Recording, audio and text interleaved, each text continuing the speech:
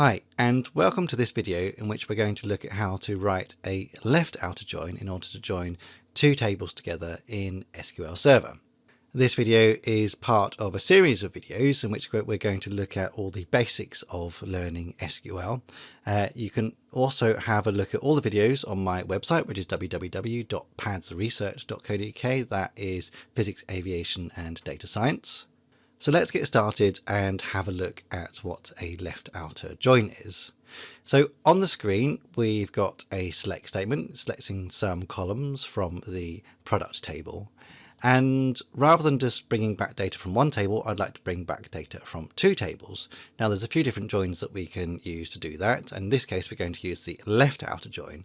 Now what that means is we're going to bring back everything from the first table. In this case, it's going to be the product table. So everything from the product table, regardless or not if it matches the second table. So even if there's no match in the second table, it will still bring back all the records from the first table, or the table on the left-hand side. So the syntax is we need to write left outer join.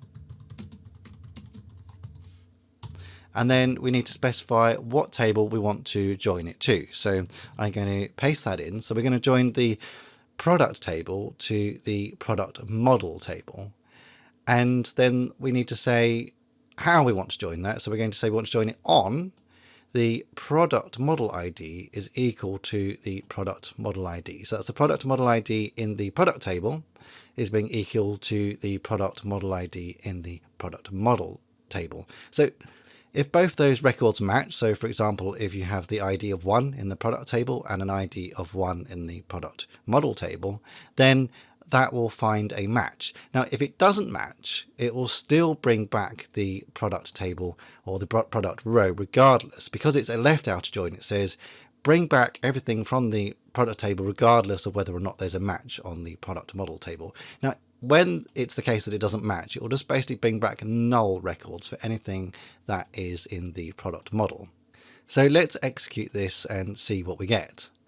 So here you can see that we have some color records that are null. So basically it didn't find anything in there, and therefore it just brings back a null value, although it did find the record on the left hand side. So because it's a left outer join, it will always bring back records on the left hand side. So that's the product table. So here we've got the p.name. And we've got the name here, yet it doesn't necessarily have to bring back something from the product model table if it doesn't join up. Now I've got lots more examples than this in a more detailed course, which is a complete course in SQL. So if you'd like to have a look at those, then I'll put a link to that at the end of this video. In this course, we're just going to look at some of the core basic concepts with SQL.